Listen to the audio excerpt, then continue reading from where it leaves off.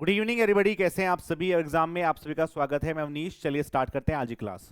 वैसे तो मैं ये वाली वीडियो आपके जो मार्क्स हैं, आपकी जो फाइनल आंसर की है, या जब आपके मार्क्स आ जाएंगे उसके बाद बनाता, लेकिन बहुत सारे बच्चों के मैसेज आ रहे थे कि सर आप हमारा साथ दीजिए, मार्क टू ऑल हुआ है, हमें सपोर्ट करिए, बहुत चीज़ें बोल रहे थे। तो इसलिए मैं इस वीडियो को बना रहा हूँ। इसमें बहुत सारी क्लियरिटी दूंगा कि इसमें क्या किया जा सकता है, क्या चल रहा है, और अभी जब मार्क्स आएंगे तो आप इसमें क्या कर सकते हैं। इन चीज़ों के बारे में आज की क्लास के अंदर डिस्कशन किया जाएगा। सबसे पहले पहला टॉपिक मेरा यही है कि स्कैम या स्पूफ है। मैक्सिमम बच्चे बोल रहे हैं कि सर हमारे नंबर ज़्यादा थे और जिनके नंबर कम थे उनके सिलेक्शन हो गए, और हमारे ज़्यादा वालों के सिलेक्शन नहीं हो पाए। प्री मेंस मिला के हमारे ज़्यादा थे, उनके कम थे, तब उनका हो गया है। सेम कैटेगरी, या फिर ऐसा बोल सकते हैं कि हमारे से कम भी थे उनके, उनका हो चुका है, हमारा नहीं हुआ। यदि ऐसा है तो आपको सबूत दिखाने पड़ेंगे। मैंने मांगे बच्चों से, लेकिन कोई दे नहीं पाया अभी तक। तो कि भाई यदि उसके कम आए तो दिखा देना। फिर यदि सब क्राइटेरिया सेम है, कैटेगरी सबकी सेम है, और उनको मिल गया पर तुम्हें नहीं मिला, तो आपके पास कोई ना कोई प्रूफ तो होगा उस चीज़ का। तो मुझे लगा कि ये स्कैम है, स्पूफ है, लोग स्पूफ भी बना देते हैं। लेकिन बहुत से बच्चे यहाँ पे लिख रहे हैं, जैसे कि अभय शर्मा ने लिखा है कि उसको सीडब्ल्यूडी मिला है, उसका प्री में 141 था और मेंस में 210 था, दोनों मिला के उसको फिर भी सीडब्ल्यूडी मिला है, तो कुल मिला के उसके 50 से ऊपर नंबर बढ़े हैं। दूसरे बच्चे बोल रहे हैं, देखो लास्ट में देखो, इनके 147 प्लस के 218 थे, इनको कुछ नहीं मिल पाया है। तो हाउ इट इज़ पॉसिबल कि भाई 141 और इसमें 210 में, और इनमें 147 प्लस 218, इसमें कुछ नहीं मिल पाया। तो यहीं पे कॉन्ट्रैक्शन हो रहा है। तो यदि बच्चों के पास अभी आपके मार्क्स आ जाएंगे, क्योंकि आज आपकी आंसर की आ रही है, फाइनल आंसर की 4:30 बजे के बाद आ जाएगी। आप सबको चेक करना है, और चेक करना है कि आपके जो मार्क्स हैं वो कहाँ कहाँ पे कटे हैं, क्योंकि आपने पहले भी चेक करे होंगे कि आपके कहाँ पे कटे हैं। तो इस सबसे पहले इसकी कोई बहुत ज़्यादा क्लियरिटी नहीं है कि किसके मार्क्स ज़्यादा पड़े हैं, किसके कम पड़े हैं। लेकिन मेन वही है कि भाई जब आपके मार्क्स आ जाएंगे आपको बहुत क्लियरिटी आएगी चीज़ों को लेके। ठीक है, क्योंकि भाई यूट्यूब पर सब कोई ना कोई कुछ बोल देता है, हम उसको सच कैसे मान लें। यदि आपके पास कोई सच्चाई है तो आप मुझे भेज दो, तभी हम उस पर कार्रवाई कर पाएंगे। ठीक है, बट ये थोड़ी ना कि आपने बोल दिया कि अब आपको लग रहा है कि आपका मार्क्स नंबर नहीं आया, तो भाई आप बोलते जाओ कि उसके नंबर तो आ गया, उसके कम पे आ गया, हमारे ज़्यादा पे नहीं आया। तो उसके लिए आपको कुछ चीज़ें दिखानी पड़ती हैं, तो वो अभी दिखाई नहीं पाई हैं कोई बच्चा। लेकिन उसके लिए कुछ काम कर सकते हैं। जैसे ही बोल रहा है सर मेरे प्री में 137 थे, मेंस में 229 थे, विदाउट करेक्शंस, ऑब्वियसली कैटेगरी थी, फिर भी कुछ नहीं मिला। ठीक है, तो ये बहुत ही मतलब डिस्टर्बिंग है। यदि ऐसा है तो अभी चेक हो जाएगा। अभी आज आपके आंसर की आ रही है, 2-3 दिन में आपके मार्क्स भी आ जाएंगे कि भाई ऐसा ऐसा होगा। तो एसएससी ने बोला हुआ है, एसएससी के जो आपका नोटिफिकेशन है उसमें प्रॉपर लिखा हुआ है कि यदि आपसे कम मार्क्स वालों के नंबर आए हैं और आप लिस्ट में नहीं है, तो आप हमसे कांटेक्ट कर सकते हैं कि आपका नंबर क्यों नहीं है, आप लिस्ट में क्यों नहीं है। उसका क्राइटेरिया एसएससी देता है। तो उसके लिए आपको परेशान नहीं होना है। एसएससी से पूछा जाएगा कि कम वालों को सिलेक्शन क्यों दिलाया जा रहा है, और जो इसके नंबर ज़्यादा हैं वो कम कैसे रह गए। ठीक है, पर ऐसे पॉसिबिलिटी बहुत कम होती है। यदि कुछ ना कुछ उन्होंने वेरिएशन किया है तो कुल मिला के वो अपनी अपनी नाक पे मक्खी तो नहीं बैठाएंगे। बिकॉज यदि वो ऐसा करेंगे तो भाई सबके सब बच्चे इस पे केस करेंगे फिर, तो कि कम वालों के नंबर आ गए हैं। तो वो ऐसा होगा नहीं। पर फिर भी अभी चेक करते हैं कि भाई क्या हो सकता है। जैसे स्कैम हुआ है सर, मेरे दोस्त के 310 थे, उसका हो गया, मेरे 335 था, नहीं हुआ। अगर मार्क्स टू होल होंगे तो फिर मेरा भी होना चाहिए था। तो बेटा सिर्फ आप यूट्यूब पे कमेंट करने से कोई फायदा है? आप हमें कोई ना कोई ऐसा प्रूफ तो दो ना कि जिसमें आप साफ साफ दिख सके कि उसका हुआ है, मेरा नहीं हुआ है। कैसे हो गया? सेम कैटेगरी, सब चीज़ सेम थी, कम नंबर पे हो गया, ज़्यादा नंबर पे नहीं हुआ। तो ये पॉसिबल नहीं है। मैं बता रहा हूँ मैक्सिमम बच्चे ऐसे हैं जो अपने आप अपने मार्क्स नंबर जोड़ लेते हैं। ठीक है, फिर उनके उनके बहुत बोल देते हैं कि भाई ये नंबर तो इतने आ रहे थे, फिर उतने कम हो गए हैं। ठीक है, और बहुत से बच्चे ऐसे भी हैं जिन्होंने, जब आपकी आंसर की गलत थी उसमें भी 3-4 क्वेश्चन के आंसर एसएससी ने गलत दे रखे थे, और आपने उनको सही मान लिया था क्योंकि आपने से गलती मान रखा था, गलती सही लगा रखा था। तो वो भी आपके कटे होंगे। तो वो अभी क्लियरिटी आपकी साफ साफ हो जाएगी। ठीक है, कुछ बच्चों को यकीन नहीं हो रहा कि हमें एमईएस मिलना था, सीडब्ल्यूडी मिल गया है। तो वो चीज़ें अभी आपकी ज़्यादा क्लियरिटी के साथ में जाएंगी। ठीक है, जैसे यहाँ देखो कितना है, 365 पे, सो कुछ नहीं मिल रहा लड़के को, 147 प्लस 218 पे। ठीक है, इनको 366 है, इनमें CWC मिल गया। तो ये बहुत समझ में नहीं आई ये चीज़ें कि दूसरा बच्चा बोल रहा है कोई स्कैम ही नहीं हुआ है। ठीक है, मैं बहुत सारे अच्छे बच्चों को जानता हूँ जिनको नंबर अच्छे मिले हैं। तो वो सब चीज़ें भी हम चेक करेंगे। और दूसरा होता है कि कॉन्सिडेंस है या कॉन्स्पेरेंसी है या कॉन्स्पेरेसी है। देखो ध्यान से, बोल रहे हैं फैक्ट्री अब है। सर आप किस चीज़ का सेलिब्रेशन कर रहे हैं? एसएससी के द्वारा जो स्कैम हुआ है उसको सेलिब्रेशन कर रहे हैं। सर आप रिजल्ट का PDF में मीना सर्च करिए और देखिए मीना सर नेम कि 150 प्लस स्टूडेंट जो केवल राजस्थान से बिलोंग करते हैं, बट बड़े लेवल पे स्कैम हुआ है। आप लोग प्लीज़ इस बात को उठाइए। बेटा देखो, मैंने मीना वालों को चेक करा है, मीना वाले बच्चे बहुत सारे हैं, ठीक है। तो इसमें कोई आप ये बोलो कि उनके साथ स्कैम हुआ है, सबके साथ नंबर आपका सेम आया है, तो इसकी कोई पॉसिबिलिटीज़ नहीं है। ये सिर्फ आपने किसी ने एक वीडियो बना दी, जिन्होंने बनाई थी वो प्राइवेट भी कर दी उन्होंने, ठीक है, व्यूज़ के लिए बनाई थी, फिर प्राइवेट कर दी, देख लो जाके वो प्राइवेट हो चुकी है वीडियो, है ना। तो ऐसे कोई किसी पे आप ब्लेम मत करो। ऐसे बहुत सारे सरनेम होते हैं, अलग अलग सरनेम होते हैं, उनके पापा का नाम कुमार भी होता है, आपको लगता है कि पापा का नाम कुमार है, उनका नाम मीना है, कैसे कैसे हो गया, होता है ये भी, ठीक है। तो उनके लिए आप परेशान मत हो। दूसरा बोल रहे हैं कि मीना नेम आपके 5 पेज में आ रहे हैं कंटिन्यूसली, तो इट इज़, मुझे तो कहीं से भी इसको स्कैम नहीं लग रहा है, ठीक है। आपको लग रहा है तो आप इसका प्रूफ कहीं से दे सकते हैं, मैं आपके साथ खड़ा रहूंगा यदि आप मुझे कोई प्रूफ दे पाए, ठीक है, क्योंकि भाई हर चीज़ तो प्रूफ के साथ चलती है। आप कुछ भी बोल लो ऐसे, कुछ फायदा थोड़ी है उससे। दूसरा, सर पर अगर 10% से ज़्यादा क्वेश्चंस रॉन्ग हो तो according to rule re exam होना चाहिए, ऐसा एसएससी ने बोला हुआ है, ठीक है। और ये लिखा हुआ भी है कि एग्जाम में 10% ज़्यादा क्वेश्चन गलत नहीं होने चाहिए। तो अभी वो क्लियरिटी तभी आ पाएगी जब आपके मार्क्स आएंगे, और आ रहे हैं आज। आज आपके 4:30 के बाद, ठीक है, 4:30 PM के बाद आपके मार्क्स आ रहे हैं। उस मार्क्स में ज़्यादा क्लियरिटी आ पाएगी कि एग्ज़ाम आपका में कितने परसेंटेज गलतियां हैं, तो वो चीज़ें क्लियर हो जाएंगी, तो उसके लिए तो आपको परेशान नहीं होना है। दूसरा, क्लैरिफिकेशन ऑन सिलेक्शन क्राइटेरिया, ये बहुत इंपॉर्टेंट बात है। कि मान लो कि भाई ये जो सबके सारी जो भसड़ मची है ना इस बार रिजल्ट में, कि 50 नंबर बढ़ गए, 60 नंबर बढ़ गए, ये गलती किसकी है? ये गलती एसएससी की है भाई। तुम क्वेश्चन गलत क्यों बना सकते हो? तो उसी के लिए उस पर एक बात उठाई जा सकती है कि भाई आगे के जो बच्चे एग्जाम की प्रिपरेशन कर रहे हैं वो खुद डर रहे हैं कि भाई हम 400 नंबर की प्रिपरेशन कैसे करेंगे। यदि 500 में से 400 पे कट ऑफ जाएगी, यदि मेरे पास जो 80% मार्क्स पे कट ऑफ जा रही है, तो ये कोई हलवा तो है नहीं, कंपटीशन की कट ऑफ जा रही है 80% पे, ठीक है। और वैकेंसी भी अच्छी खासी थी, ऐसे तो है नहीं कि सिर्फ आपकी 100-150 वैकेंसीज थी, अच्छी खासी वैकेंसीज पे इतनी हाई कट ऑफ जा रही है। दैट नॉट मीन्स कि भाई आपका जो क्राइटेरिया है वो अच्छा नहीं है।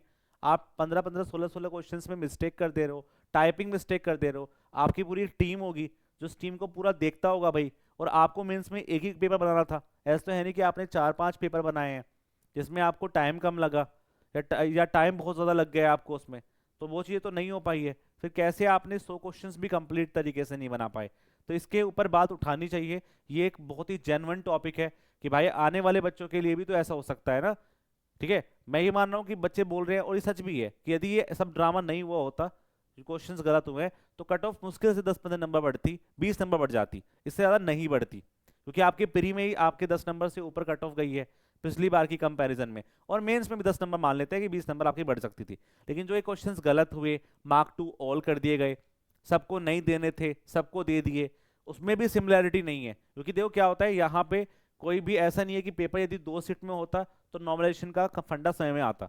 पेपर एक दिन ही हुआ है, और उस दिन में ही आपने सारे क्वेश्चंस गलत दिए हैं। फिर किसके नंबर कितने बढ़ाए हैं कितने नहीं घटाए हैं, इसके ऊपर बात जरूर उठानी पड़ेगी, ठीक है। क्योंकि ऐसा नहीं चल पाएगा भाई। कल को भाई तुम एक्शन लो ना उसके बारे में।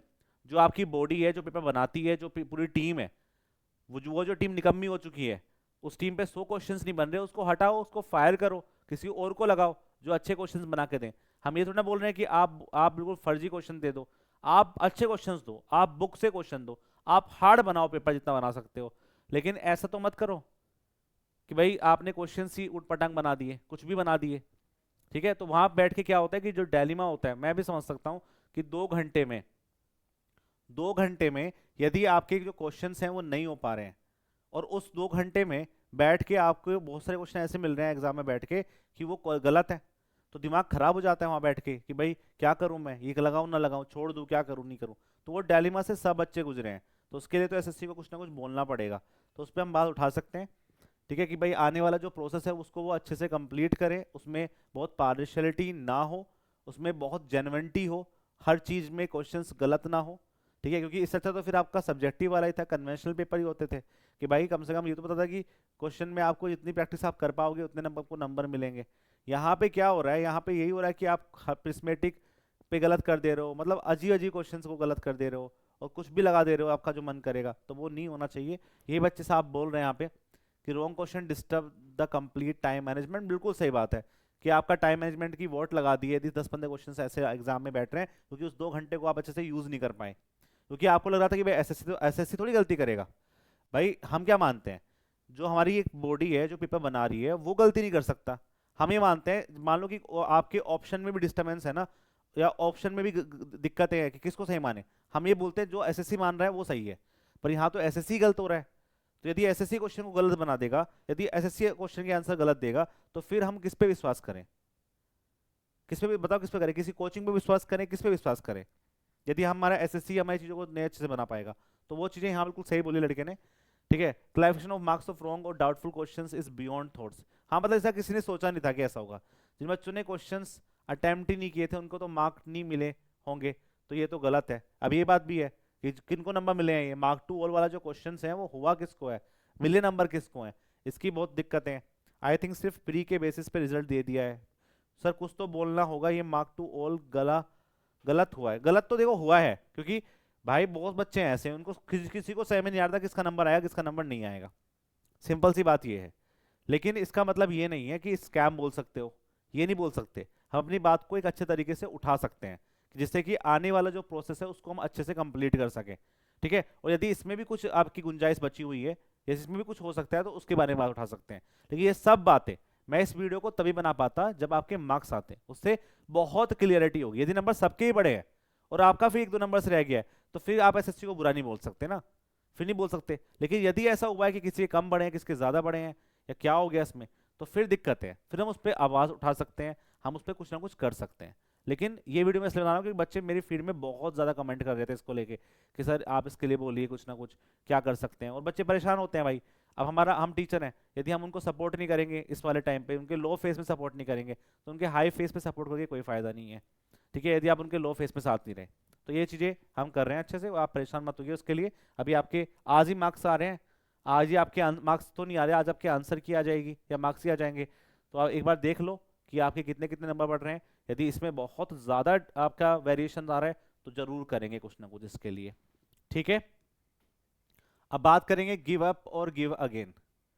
अब बात आती है कि सर छोड़ दें, जैसे ये बोल रहे हैं कि सर मैं फेल हो गया, 2-3 बार हो गया, 50-50 टेस्ट दिए हैं, 4 टेस्ट लगाई, 2 बार YCT लगाई, IAS के क्वेश्चंस लगाए, 360 प्लस स्कोर भी बन रहा था, बट रिजल्ट में कुछ नहीं मिला।